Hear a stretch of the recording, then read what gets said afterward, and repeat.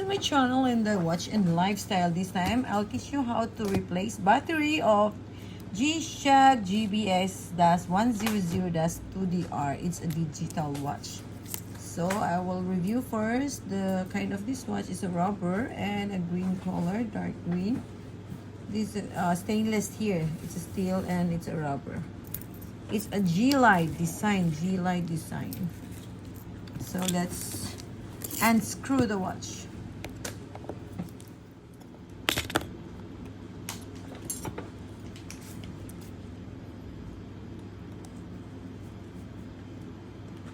So it's a big watch.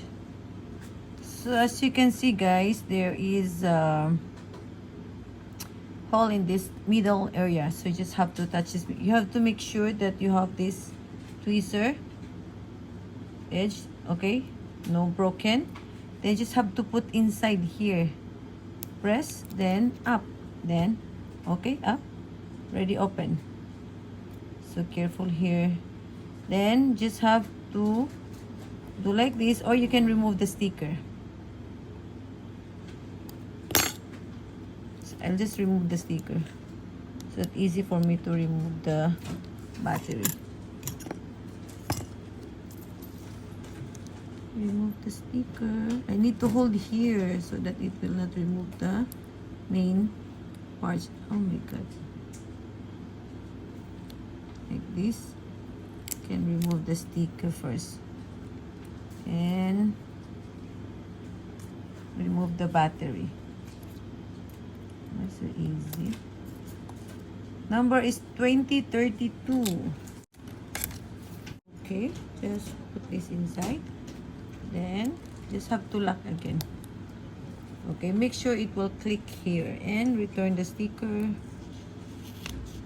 Oh my god, oh my goodness. There's a problem. Okay. Let's return the sticker. And let's do the AC negative.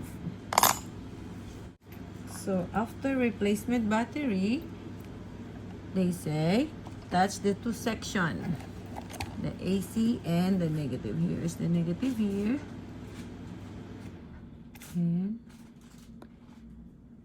okay, just press it softly. Okay, and let's close it. Make sure everything is okay here. Let's press here first. Okay, the button here. Okay, sometimes it moves because if you change the battery. Return this one. Here, okay, this one. Just return the same place. And it's closed. Make sure you also return properly the rubber.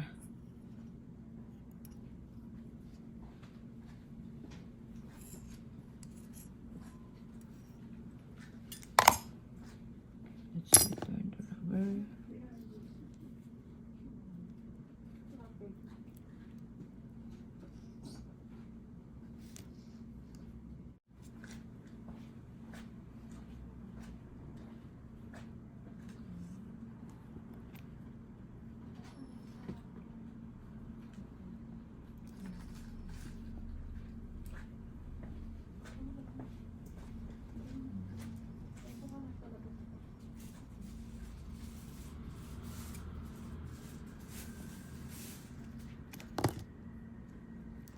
Okay.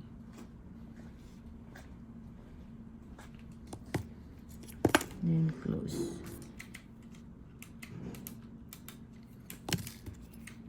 Close. Ano ba sa inyo dear?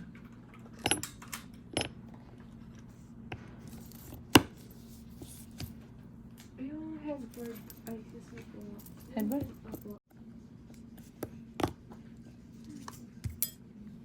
Okay, make sure you lock it properly, the screw here, okay? Thank you for watching in the Watch and Lifestyle, and please don't forget to subscribe my YouTube channel, and please don't forget to click the bell button so that we can notify you every time we have new arrival tutorial and reviews. Thank you and bye-bye.